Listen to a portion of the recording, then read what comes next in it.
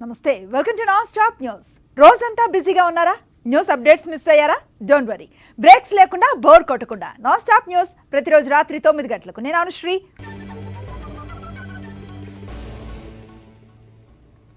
Why AP needs Jagan కార్యక్రమం రేపటి నుంచి ప్రారంభం కానుంది. సీఎం జగన్ పాలనలో జరిగిన సంక్షేమం, అభివృద్ధిని ప్రజల్లోకి మరింతగా తీసుకువెళ్లే ఉద్దేశంతో ఈ కార్యక్రమాన్ని నిర్వహించనున్నారు. తొలి రోజున అన్ని నియోజకవర్గాల్లో పార్టీ జెండాను ఆవిష్కరించి కార్యక్రమాన్ని ప్రారంభించనున్నారు.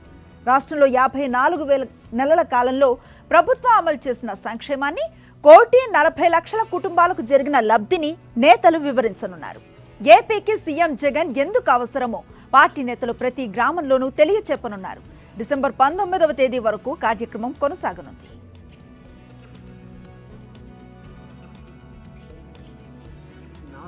నాలుగున్నరేళ్లలో ఏమైందనేది అందరూ సాక్షులే. దీనికి మీరు మీడియా, ప్రజలు, ఇది ఎందుకంటే ఒక సెక్షన్ ఆఫ్ పీపుల్ బెనిఫిట్ అయితే మిగిలిన వాళ్ళకి తెలియదు అనుకోవచ్చు.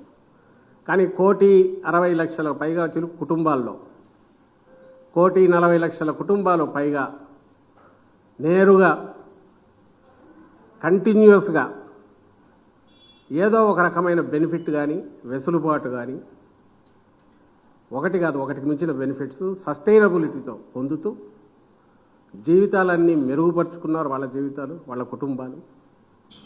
అలాగే సామాజిక కార్యకలాపాల్లో కానీ, రాజకీయ కార్యకలాపాల్లో కానీ, ఆర్థిక కార్యకలాపాల్లో కానీ వాళ్ళ ప్రమేయం పెంచుకుంటూ వచ్చాం, పెరిగింది. ఒక డిసైడింగ్ రోల్, నిర్ణయాత్మక పాత్ర పోషించే స్థాయికి రాష్ట్రంలోని మెజారిటీ వర్గాలైన పేద, బలహీన, వెనుకబడ్డ వర్గాలన్నీ కూడా ఆ స్థాయికి చేరుకున్నాయి. జనరల్గా దీన్ని అందరూ చెప్పేది సంక్షేమమే కదబ్బా మీరు చేసింది అని అంటారు. కాదు, సంక్షేమం ద్వారా అభివృద్ధి, సంక్షేమమే అభివృద్ధి అని సాక్ష్యాధారాలతో సహా ఈ 4.5 ఏళ్లలోనే జగన్మోహన్ రెడ్డి గారు రుజువు చేశారు తన ప్రభుత్వ హయాంలో. సీఎం వైఎస్ జగన్ రేపు, ఎల్లుండి అన్నమయ్య, వైఎస్ఆర్ జిల్లాలో పర్యటించనున్నారు. రాయచోట్లో శాసనమండలి డిప్యూటీ చైర్మన్ జకియా ఖానం కుమారుడి వివాహ వేడుకల్లో సీఎం పాల్గొంటారు. మాజీ ఎంపీపీ కుటుంబ సభ్యుల వివాహ వేడుకలకు హాజరవుతారు. పులివెందులలో శ్రీకృష్ణుడి ఆలయాన్ని, శిల్పారామాన్ని ప్రారంభిస్తారు. శ్రీ స్వామినారాయణ గురుకుల్ స్కూల్ శంకుస్థాపన చేస్తారు. ఏపీ కార్లు ప్రాంగణంలో అగ్రికల్చర్, హార్టికల్చర్ కాలేజీలు, ల్యాబ్లను ముఖ్యమంత్రి ప్రారంభిస్తారు.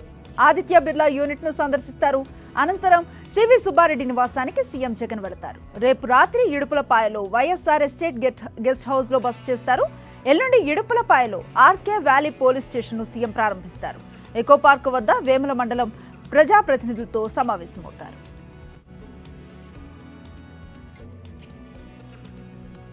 సీఎం వైఎస్ జగన్ ను జర్నలిస్టు సంఘాల నేతలు, సీనియర్ జర్నలిస్టులు క్యాంపు కార్యాలయంలో కలిశారు. జర్నలిస్టులకు ఇళ్ల స్థలాలు కేటాయించినందుకు సీఎంకు కృతజ్ఞతలు తెలిపారు. ఉమ్మడి ఏపీలో దివంగత సీఎం వైఎస్ఆర్ ఇళ్ల స్థలాలిచ్చారని గుర్తు చేశారు. 2 దశాబ్దాల తర్వాత మీ ప్రభుత్వం మాత్రమే స్థలాలిస్తోందని సీఎంతో అన్నారు. రాష్ట్రంలో అర్హత ఉన్న ప్రతి జర్నలిస్టుకి స్థలాలు ఇవ్వటం సంతోషించదగ్గ విషయం అన్నారు. ఈ నిర్ణయం ద్వారా మేనిఫెస్టోలో ఉన్న హామీని నిలబెట్టుకున్నామని సీఎం జర్నలిస్టులతో తెలిపారు. ఇక జర్నలిస్టుల ఇళ్ల స్థలాల పంపిణీ ప్రక్రియను వేగవంతం చేయమని సీఎం అధికారులను అక్కడే ఆదేశించారు. ఈ విషయంలో పురోగతిని ఎప్పటికప్పుడు తనకు నివేదించాలన్నారు. జాప్యం లేకుండా భూముల గుర్తింపు సహా అన్ని అంశాలపై నిర్దిష్ట ప్రణాళికలతో ముందుకు వెళ్లాలని సూచించారు. సీఎంను కలిసిన వారిలో press academy chairman Kommineni Srinivasarao, AP ప్రభుత్వ మీడియా సలహాదారు దేవులపల్లి అమర్, ఏపీయూడబ్ల్యూజేఎఫ్ నేతలు Anjaneyulu, Venkatrao, AP editors association president Krishnaraju తదితరులు ఉన్నారు.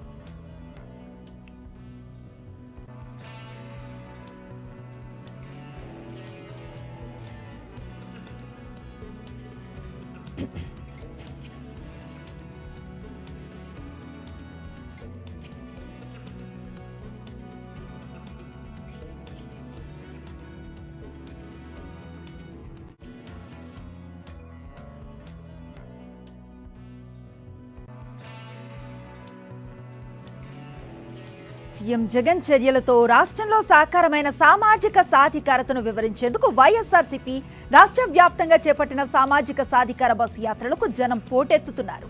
సాధికారిత ఫలితాలను ప్రతిబింబిస్తున్నారు. గత నెల 26న ప్రారంభమైన సామాజిక సాధికార యాత్రలు ఇప్పటి వరకు విజయవంతంగా సాగాయి. వీటికొస్తున్న అశేష జనం సామాజిక విప్లవ సారథి సీఎం జగన్ కు జేజేలు పలుకుతున్నారు. మా నమ్మకం నువ్వే జగన్, జగనన్నే మా భవిష్యత్, జగనే కావాలి, జగనే రావాలి అంటూ నినదిస్తున్నారు. యాత్రలో భాగంగా పలు చోట్ల బైక్, కార్ ర్యాలీలు, పాదయాత్రలు నిర్వహిస్తున్నారు.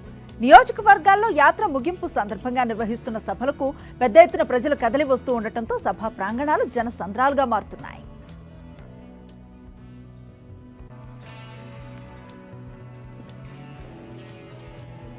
సోషల్ మీడియాలో అనుచిత పోస్టులు పెడితే చూస్తూ ఊరుకోమని వార్నింగ్ ఇచ్చారు AP CID chief Sanjay. Social మీడియాను చాలా మంది దుర్వినియోగం చేస్తున్నారని, ప్రభుత్వంపై, ముఖ్యమంత్రిపై, ఆయన కుటుంబ సభ్యులపై అసభ్యకరమైన పోస్టులు పెడుతున్నారని, ఫేక్ అకౌంట్స్ తో పోస్టులు పెట్టినా పట్టుకోవటం సాధ్యమే అన్నారు. ప్రతిపక్ష నేతలపై, మహిళా నేతలపై కూడా సోషల్ మీడియాలో ఈ రకమైన పోస్టులు పెడుతున్నారని, అలాంటి వారిపైన దృష్టి పెట్టామని, అలాంటి వారిపై తప్పనిసరిగా చర్యలు తీసుకుంటామని ఆయన తెలిపారు. ఇటీవల కాలంలో ప్రభుత్వం పైన గౌరవ ముఖ్యమంత్రి గారు అలాగే కుటుంబ సభ్యులు, వారి కుటుంబ సభ్యుల పైన అసభ్యకరంగా హేయకరమైన సోషల్ మీడియా పోస్టులు పెట్టే అసాంఘిక శక్తులు ఎవరైతే ఉన్నారో అటువంటి కూడా ఎక్కువ నోటీస్ చేయడం జరుగుతుంది.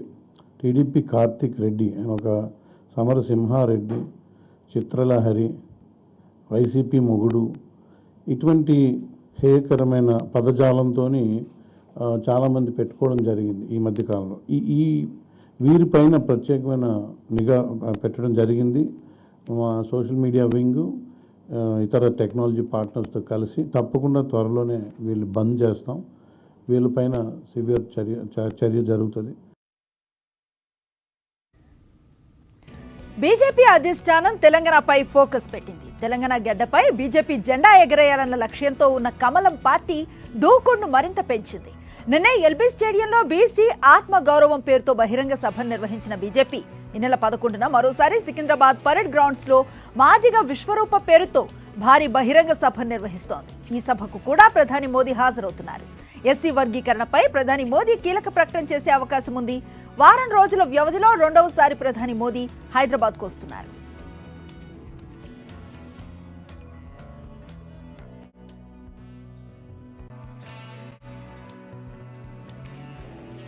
గత పాలకుల హయాంలో రైతులు కరెంటు కోసం పడరాని పాట్లు పడ్డారని ముఖ్యమంత్రి కేసీఆర్ అన్నారు.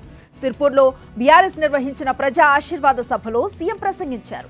తాము అధికారంలోకి వచ్చిన తర్వాత కరెంటు కష్టాలన్నీ తీర్చామని కేసీఆర్ చెప్పారు. రైతుల పట్టాల విషయంలో వివిధ హోదాల్లో ఉన్న అధికారులు రైతులను ఇబ్బందులకు గురి చేశారన్నారు. బీఆర్ఎస్ ప్రభుత్వం ధరణి పోర్టల్ తెచ్చి సమస్యలన్నీ తీర్చిందన్నారు.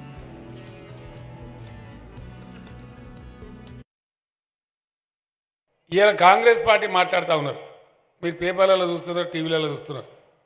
వాళ్ళు ఏమంటారంటే కేసీఆర్కి ఎక్కడేం పని లేదు, ప్రజలు కట్టే ట్యాక్స్ డబ్బులను రైతు బంధు పెట్టి దుబారా చేస్తున్నాను మాట్లాడుతున్నారు. రైతు బంధు దుబారానా? ఇవాళ నాకు పని లేక చేస్తున్నానట, నాకు దమాక్ ఖరాబ్ అయిందట, కాంగ్రెస్ వాళ్ళ దమాక్ పెద్దగా ఉన్నదట. వాళ్ళు చెప్తున్నారు రైతు బంధు దుబారా వేస్ట్ అని చెప్తున్నారు. మరి మీరు నిర్ణయం చేయాలి ఏది వేస్టో, ఎవరు వేస్ట్ కాలో మీరే నిర్ణయం చేయాలి. ఇప్పుడున్న పిసిసి అధ్యక్షుడు మాట్లాడుతున్నాడు, కరెంటు కూడా 24 గంటలు వేస్ట్ ఇస్తాడు కేసీఆర్, అసలు 24 గంటల అక్కరనే లేదు, 3 గంటలు ఇస్తే సరిపోద్దు అని అంటుండు. 3 గంటల కరెంటు సరిపోతుందా అంటే వాళ్ళు ఇయ్యలేదు, ఇచ్చేటోళ్ళ మీద నిందలు పెట్టుడు, లేనిపోని మాటలు చెప్పుడు. వాళ్ళు ఉన్ననాడు వాళ్ళు ఇచ్చిండ్రా? కరెంటు ఏం గతి ఉండే, పొద్దాక సగము తెలందాక సగము, ఆ తెలందాక పోవుడు, కరెంటు షార్ట్ కొట్టి చచ్చిపోవుడు, పురుగు పూసి గరిచి చచ్చిపోవుడు, నానా పడరాని పాటలు పడ్డం. బాయిలకాన్నే పందురు మన రైతులు పోయి కావాలి కరెంటు కావాలి, ఇవాళ బాధ లేకుండా చేసుకున్నాం, అది కూడా వేస్ట్ అని మాట్లాడుతూ ఉన్నారు. మైనంపల్లి హనుమంతరావుపై తెలంగాణ మంత్రి హరీష్ రావు తీవ్ర స్థాయిలో విమర్శలు గుప్పించారు. డబ్బుందనే పొగరుతో మైనంపల్లి దిగజారుడు మాట్లాడుతున్నారని మండిపడ్డారు. మైనంపల్లికి ఉన్న పైసల మైనాన్ని ఓటుతో కడిగేయాలన్నారు హరీష్ రావు. మంచి మనిషి మన మర్రి రాజశేఖర్ రెడ్డికి ఇవాళ మరి రౌడీజానికి పేరు పెట్టుకున్నటువంటి మైనంపల్లికి మధ్య ఇవాళ పోటీ జరుగుతూ ఉంది. మల్కాజ్గిరి ప్రజలు చాలా విఘ్నులైనటువంటి ప్రజలు. ఆనాడు ఇదే మైనంపల్లి హనుమంతరావు గారు మా మంత్రి మల్లారెడ్డి గారి చేతిలో ఆనాడు ఎంపీగా ఓడిపోయిండు. ఇవాళ డెఫినెట్గా రాజశేఖర రెడ్డి గారి చేతిలో ఎమ్మెల్యేగా ఓడిపోయేది కూడా ఖాయం. ఇవాళ ఒకటే ఆలోచించండి, మైనంపల్లి గారు ఏమున్నారు, డబ్బులున్నాయనేటువంటిదే కదా. మైనంపల్లి గారికి ఉన్న ఆ పైసల మైనాన్ని మీ ఓట్లతో కరిగించండి అని చెప్పి నేను కోరుతా ఉన్నా. మీ ఓట్లతోనే గుణపాఠం చెప్పండి. నోరుంది కదా అని నోటికొచ్చినట్టు ఆయన మాట్లాడుతూ ఉన్నాడు. నేను ఆయనలాగా దిగజారి మాట్లాడదలుచుకోలేదు. కొన్ని విలువలతో రాజకీయాల్లో ఉన్నటువంటి వాళ్ళం, గౌరవంగా రాజకీయాల్లో ఉన్నటువంటి వాళ్ళం, విజ్ఞులైనటువంటి మల్కాజ్గిరి ప్రజలు మీరే మీ ఓటుతోనే ఇటువంటి వారికి గుణపాఠం చెప్పాలని చెప్పి నేను మీ అందరికీ ఈ సందర్భంగా పిలుపునిస్తా ఉన్నా. ఖమ్మం కాంగ్రెస్ అభ్యర్థి మాజీ మంత్రి తుమ్మల నాగేశ్వరరావు ఇంట్లో పోలీసులు సోదాలు జరిగాయి. ఖమ్మం రూరల్ మండలం శ్రీ సిటీలో తుమ్మల నివాసంలో జరిగిన ఈ తనిఖీల సమయంలో తుమ్మల ఇంట్లో లేరు. పోలీసులకు తుమ్మల సతీమణి భ్రమరాంబ సహకరించారు. సోదాల్లో ఏమీ దొరక్కపోవడంతో పోలీసులు వెనుదిరిగారు.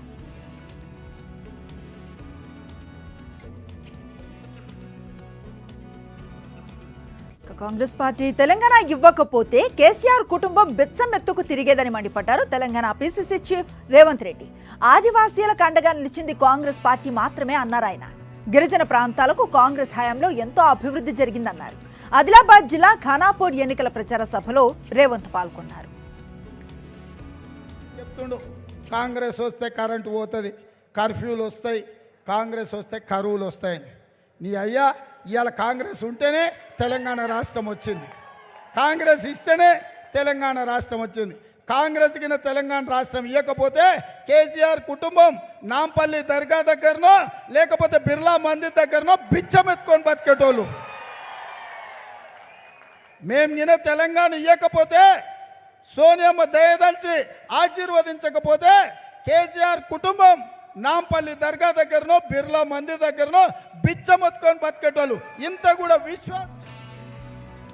కామారెడ్డి జిల్లా బాన్సువాడ కాంగ్రెస్ లో అసమ్మతి సెగలు ఎగిసి పడుతున్నాయి. ఎల్లారెడ్డి టికెట్ ను ఏనుగు రవీందర్ కు కేటాయించడంతో కాంగ్రెస్ నేత కాసుల బాలరాజ్ ఆమరణ నిరాహార దీక్షకు దిగారు. ప్రతిసారి పోటీ చేసే తనకు టికెట్ ఇవ్వకపోవడంతో నిరసన కార్యక్రమాన్ని చేపట్టారు. ఎన్నో ఏళ్ల నుంచి కాంగ్రెస్ జెండాను మోశాను, అధిష్టానం పునరాలోచన చేసి తనకే బీఫామ్ ఇవ్వాలని డిమాండ్ చేస్తున్నారు బాలరాజ్. జనసేన అధ్యక్షుడు పవన్ కళ్యాణ్ పై ఓయూ విద్యార్థి సంఘాల నేతలు మండిపడ్డారు. తెలంగాణలో ఏ రోజు సమస్యలపై పోరాడని వ్యక్తి ఇప్పుడొచ్చి రాజకీయాలు చేస్తుంటే చూస్తూ ఊరుకోమని హెచ్చరించారు. పవన్ కళ్యాణ్ ఎక్కడ ఎన్నికల ప్రచారంలో పాల్గొన్నా కోడిగుడ్లతో టమాటాలతో తరిమి కొడతామని హెచ్చరించారు. పవన్ కళ్యాణ్ ఓ బ్రోకర్ అంటూ తీవ్రంగా మండిపడ్డారు.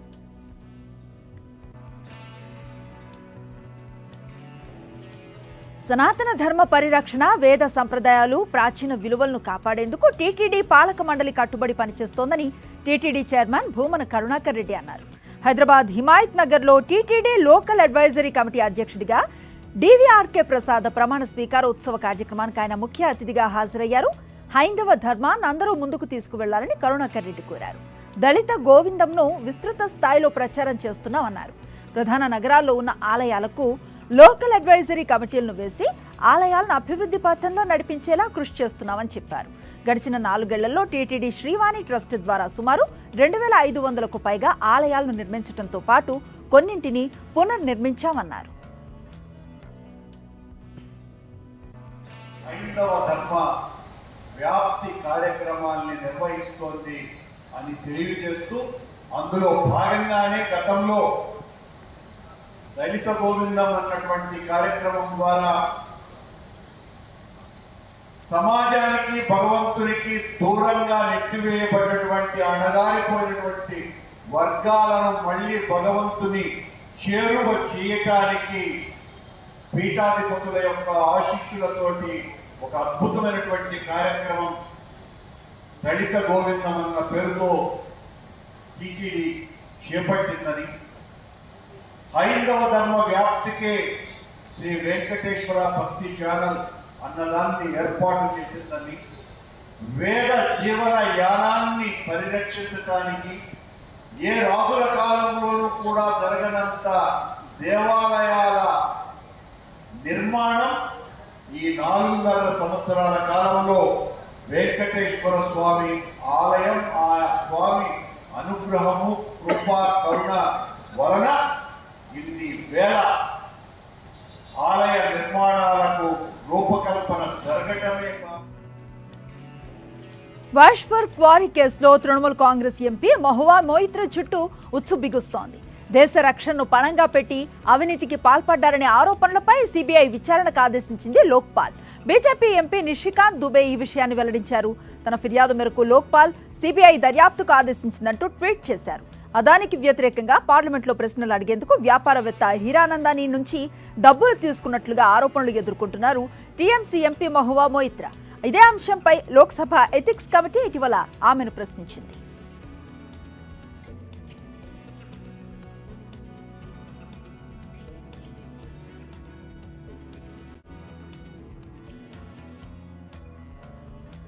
భారతీయ రైల్వే నూతనంగా ప్రవేశపెట్టబోతున్న వందే సాధారణ ఎక్స్ప్రెస్ ట్రయల్ రన్ విజయవంతం అయింది. ముంబై నుండి బయలుదేరిన ట్రైన్ ఎలాంటి ఆటంకం లేకుండా అహ్మదాబాద్కు చేరుకుందని ప్రకటించారు అధికారులు. ఇప్పటికే దేశంలో పలు రాష్ట్రాల్లో వందే భారత్ రైళ్లు నడుస్తున్నాయి. వాటి తరహాలోనే వందే సాధారణ ఎక్స్ప్రెస్లను ప్రవేశపెడుతోంది ఇండియన్ రైల్వే. ఇవి పూర్తిగా నాన్ ఏసీ బోగీలను కలిగి ఉంటాయి. మొత్తం 22 కోచ్లతో కూడిన ఈ నూతన ట్రైన్స్ లో స్లీపర్, జనరల్ క్లాసులు ఉంటాయని రైల్వే వర్గాలు వెల్లడించాయి. దాదాపు 1800 మంది ప్రయాణికులు వందే సాధారణలో సౌకర్యవంతంగా ప్రయాణం చేయొచ్చు. బీజేపీ నేతలను రాక్షసులతో పోల్చారు కాంగ్రెస్ జనరల్ సెక్రటరీ ప్రియాంక గాంధీ వాద్రా. రామాయణంలో అహిరావణుడు రామలక్ష్మణులను కిడ్నాప్ చేసినట్లుగా మధ్యప్రదేశ్లోని కాంగ్రెస్ ప్రభుత్వాన్ని బీజేపీ హైజాక్ చేసిందని దుయ్యబట్టారు. ఎంపీలోని సాన్వేర్లో అసెంబ్లీ ఎన్నికల ప్రచారంలో పాల్గొన్నారు ప్రియాంక వాద్రా. కొందరు మోసగాళ్లు మోసం చేసి ప్రజలు ఎన్నుకున్న ప్రభుత్వాన్ని కూల్చారంటూ విమర్శలు గుప్పించారు. హనుమంతుడి అవతారం ఎత్తి మంచి కోసం పోరాడాలని ఓటర్లకు పిలుపునిచ్చారు ప్రియాంక గాంధీ వాద్రా.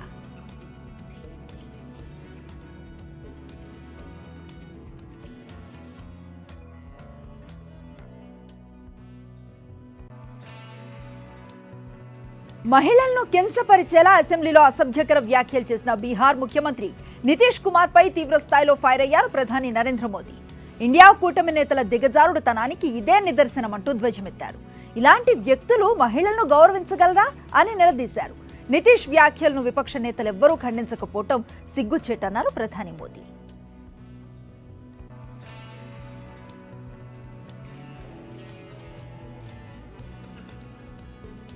కాంగ్రెస్ అత్యంత అప్రమత్తంగా వ్యవహరించాలని ప్రజలను హెచ్చరించారు ప్రధాని నరేంద్ర మోదీ. నమ్మి ఓటేస్తే ప్రజల సొమ్మును దోచేస్తుందని వార్నింగ్ ఇచ్చారు.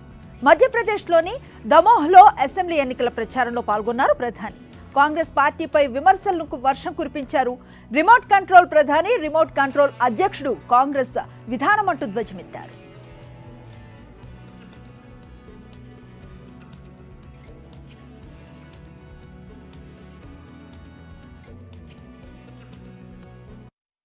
आज भी कांग्रेस सबसे ज्यादा मुझे भ्रष्टाचार पर कड़ी कार्रवाई करने के लिए दिन में 100 बार गालियां देती है।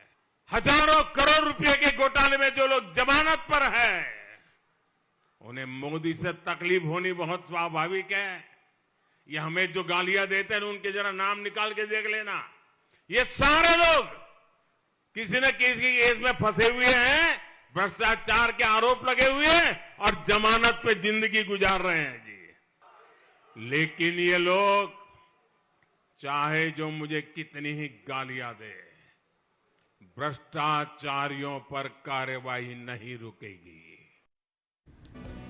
రాజస్థాన్లో కాంగ్రెస్ పార్టీ చరిత్రను సృష్టించడం ఖాయమన్నారు మాజీ డిప్యూటీ సీఎం సచిన్ పైలట్. వరుసగా రెండవసారి అధికారాన్ని దక్కించుకుంటామని ధీమాను వ్యక్తం చేశారు. సొంత నియోజకవర్గం టోంక్లో అసెంబ్లీ ఎన్నికల ప్రచారంలో పాల్గొన్నారు సచిన్ పైలట్. జన్ సంపర్క్ కార్యక్రమంలో భాగంగా ప్రజలతో కలిసి అల్పాహారం సేవించారు. రాజస్థాన్ కాంగ్రెస్ ఐక్యంగా ఎన్నికల్లో పోరాడుతుందన్నారు పైలట్. ముఖ్యమంత్రి పీఠంపై హైకమాండ్దే తుది నిర్ణయమని స్పష్టం చేశారు.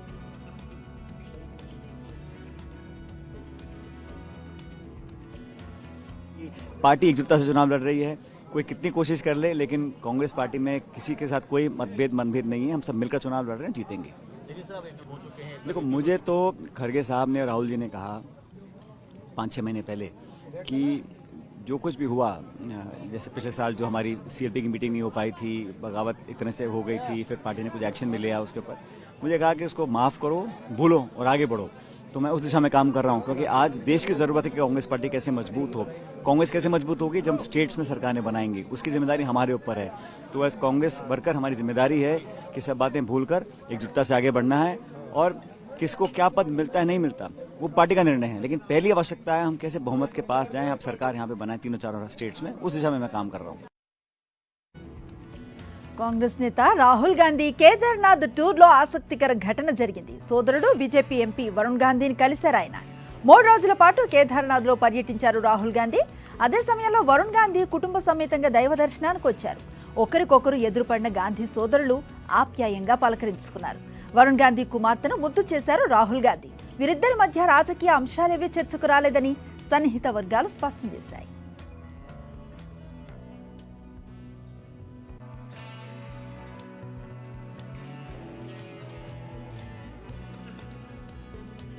వాయు కాలుష్యం ప్రమాద ఘంటికలు మోగిస్తున్న వేళ ఢిల్లీ ప్రభుత్వం మరో కీలక నిర్ణయం తీసుకుంది. నవంబర్ 18 వరకు స్కూల్స్కు సెలవులను ప్రకటించింది. నవంబర్ 9 నుంచి 18వ తేదీ వరకు శీతాకాలం సెలవులు ఇవ్వాలని విద్యాసంస్థలను ఆదేశించింది కేజ్రీవాల్ ప్రభుత్వం. 10-12వ తరగతుల వారికి మినహా ఇప్పటికే అన్ని స్కూల్స్ మూతపడ్డాయి. పంజాబ్, హర్యానా, ఉత్తరప్రదేశ్లో పంట వ్యర్థాల దహనం కారణంగా ఢిల్లీలో గాలి నాణ్యత రోజురోజుకు విపరీతంగా క్షీణిస్తోంది. విషపూరిత పొగమంచు నగరాన్ని దుప్పట్లా కమ్మేసింది. ఊపిరాడక ఢిల్లీ వాసులు అల్లాడిపోతున్నారు. ఈ నేపథ్యంలో విద్యార్థుల ఆరోగ్యాన్ని దృష్టిలో పెట్టుకుని ముందస్తుగా వింటర్ బ్రేక్ ను ప్రకటించింది ఆప్ సర్కార్.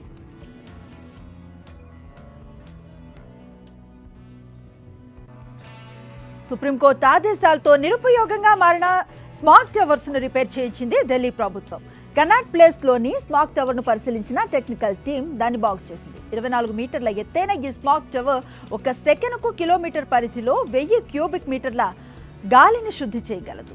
2021లో దీన్ని ప్రారంభించింది కేజ్రీవాల్ ప్రభుత్వం. ఇందుకోసం 20 కోట్లను ఖర్చు చేసింది.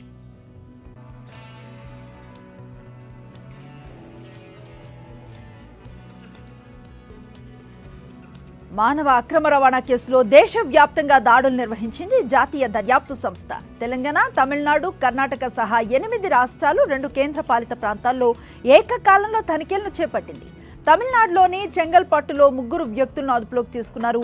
ఎన్ఐఏ అధికారులు జమ్మూ కాశ్మీర్లో ఓ మయన్మార్ వ్యక్తిని అరెస్ట్ చేశారు. పాస్పోర్ట్ ఆధారాలతో అవకతవకలు, హ్యూమన్ ట్రాఫికింగ్ ఘటనలతో లింకున్న కేసులో ఈ సోదాలు చేపట్టినట్లుగా ఎన్ఐఏ వర్గాలు వెల్లడించాయి. అంతర్జాతీయ మార్కెట్ల నుంచి వచ్చిన పాజిటివ్ ట్రెండ్స్ తో స్టాక్ మార్కెట్స్ లాభాల్లో ముగిశాయి. సెన్సెక్స్ 33 పాయింట్ల లాభంతో 64,975 పాయింట్ల వద్ద ముగిసింది. నిఫ్టీ 36 పాయింట్ల లాభంతో 19,443 పాయింట్ల వద్ద ముగిసింది. ఇక సెక్టార్ సూచీలో రియాలిటీ 1.40%, సర్వీస్ సూచీలు 1.07%, హెల్త్ కేర్ సూచీలు 0.92% లాభపడ్డాయి. నిఫ్టీ టాప్ గెయినర్స్ లిస్టులో BPCL 2.74%, Adani Ports 2.46%, Asian Paints 2.13% లాభపడ్డాయి. నిఫ్టీ టాప్ లూజర్స్ లిస్టులో ICICI బ్యాంక్ 1.31%, ఎన్ఫీ 0.98% నష్టపోయాయి.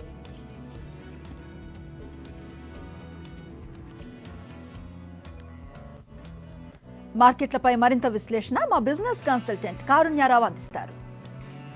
మేము రేంజ్ బౌండ్ ట్రేడింగ్ చూసాం దలాల్ స్ట్రీట్ మీద, కానీ ఈసారేమో బెంచ్ మార్క్ ఇండిసీస్ గ్రీన్ లోని పాజిటివ్ టెరిటరీలో క్లోజ్ అయ్యాయి. నిఫ్టీ 0.2% హైయర్ గా క్లోజ్ అయింది. సెన్సెక్స్ కూడా మార్జినల్ లాభాలతో క్లోజ్ అయింది. ఆయిల్ 3 month లోకి కిందకు వచ్చేసింది. ఫోర్కాస్ట్ డ్రాప్ ఉండేది యుఎస్ గ్యాసోలిన్ కన్సంప్షన్ లో. దీనివల్ల బాగా అవుట్లుక్ వర్సన్ అయింది ఆయిల్ డిమాండ్ కోసం. దానివల్ల ప్రైసెస్ కిందకు వచ్చాయి. సెన్సెక్స్ ఇంకా నిఫ్టీ డిస్పైట్ ఈ పాజిటివ్ న్యూస్ ఉన్నా కూడా సబ్డ్యూడ్ గానే ఉండేవి. మోస్ట్ సెక్టర్స్ ఇవాళ రేంజ్ బౌండ్ గా ట్రేడ్ అయ్యాయి. ఫైనాన్స్, ఐటీ, బ్యాంక్ ఇండెక్స్ ఇవన్నీ ఏమో మార్జినల్ గా డ్రాప్ అయ్యాయి. ఫార్మా, మెటల్, రియల్టీ ఇంకా FMCG ఇండిసీస్ ఏమో గెయిన్ అయ్యాయి. BPCL, Adani port, Asian paints 2% కన్నా ఎక్కువ లాభాలు ఇవాళ ఆర్జించాయి. టాప్ ఇండెక్స్ గెయినర్స్ ఉండేవి ఇవాళ.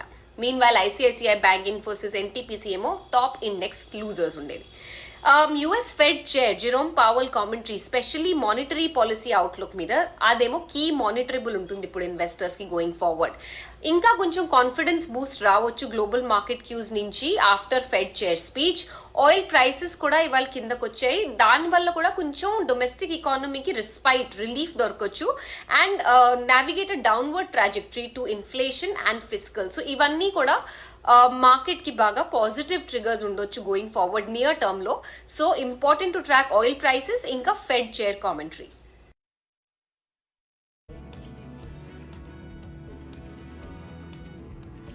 దేశవ్యాప్తంగా హస్తకళా ఉత్పత్తులకు చేనేత వస్త్రాలకు పెద్దపీట వేస్తూ దేశంలో తొలి స్టోర్ను స్వదేశ్ పేరుతో హైదరాబాద్లో లాంచ్ చేసింది రిలయన్స్ ఫౌండేషన్.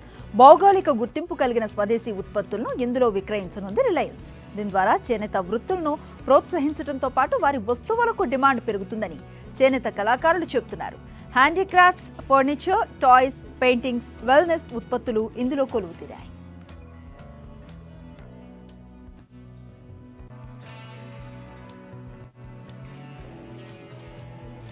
సినిమా విశేషాల సమాహారం స్క్రీన్ 90 ఇప్పుడు చూద్దాం.